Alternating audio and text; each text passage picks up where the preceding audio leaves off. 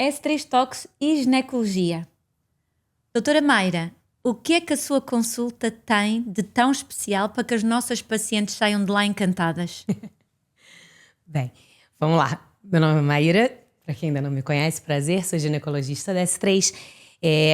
O que ela tem de tão especial, eu acho que não é exclusivo dela. Eu acho que é a mentalidade da clínica. A gente sempre pensa em olhar o paciente como um todo e prezar pela prevenção. Então, dentro da ginecologia, isso é extremamente importante.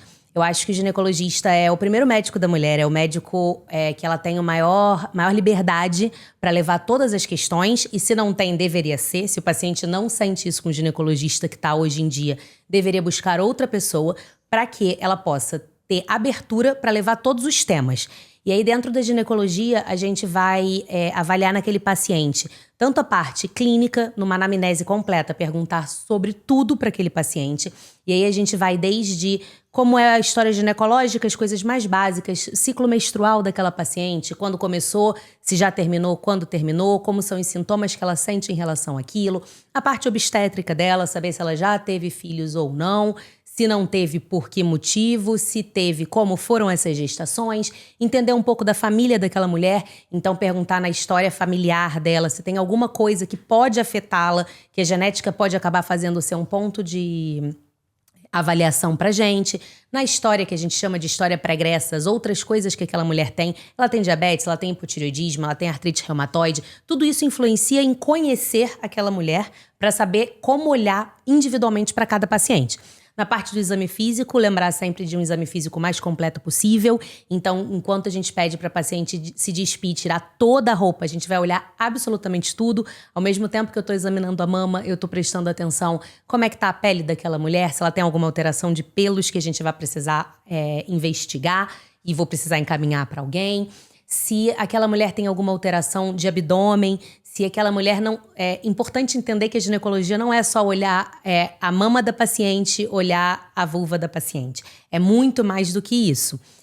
Na parte de exames complementares, a gente busca sempre prevenção lá na clínica, e eu acho que isso é um grande diferencial da gente. Então, as análises clínicas, elas são mais completas. Eu não foco somente em olhar um ultrassom, uma ecografia transvaginal. Eu quero mais, eu quero ver o abdômen daquela mulher, eu quero ver a mama daquela mulher.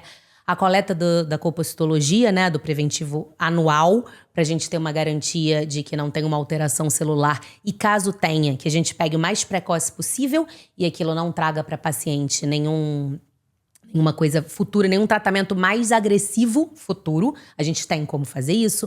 Rastreios para as infecções, que muitos locais não fazem, lá na S3 a gente faz.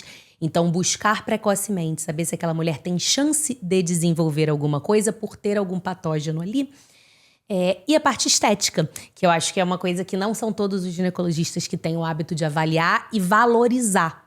Existe muito aquela coisa de, isso é só estética. E não é. Só estética mexe na autoestima, afeta a parte de relação sexual, que é uma parte importante da consulta. Eu preciso saber como está a libido daquela mulher, por que aquela libido está baixa. Ela está se sentindo bem? Ela não está se sentindo bem com ela mesma? Ela tem momentos de lazer? Ela não tem momentos de lazer? Ela está sob grande estresse ou não? Isso tudo faz parte da consulta ginecológica, e eu acho que é isso que faz a gente ter um olhar um pouco mais individualizado lá na S3.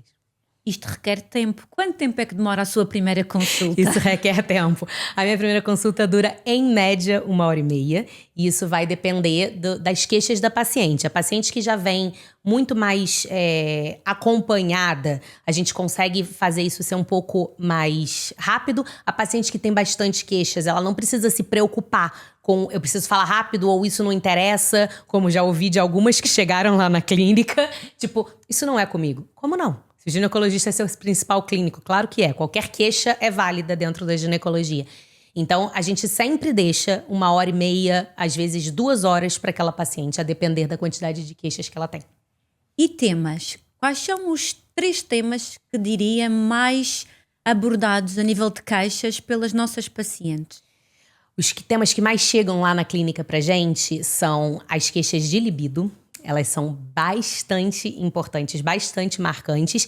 E eu fico pensando será que isso não é uma queixa de todo mundo? E lá elas têm uma abertura maior de falar, por isso que isso chega, e em outros lugares não? Ou se é uma coisa que os ginecologistas estão deixando de lado e que é muito importante. Então, libido, eu acredito que seja uma das grandes queixas lá nas 3. Outra queixa bastante importante são as alterações do climatério. Elas são muito marcantes e as pacientes chegam... As que não estão ainda nesse momento, chegam com medo desse momento. As que já passaram por esse momento, geralmente têm queixas sobre não terem sido valorizadas nesse momento. E as que estão nesse momento querem soluções. Então, acho que esse é um segundo tema bastante...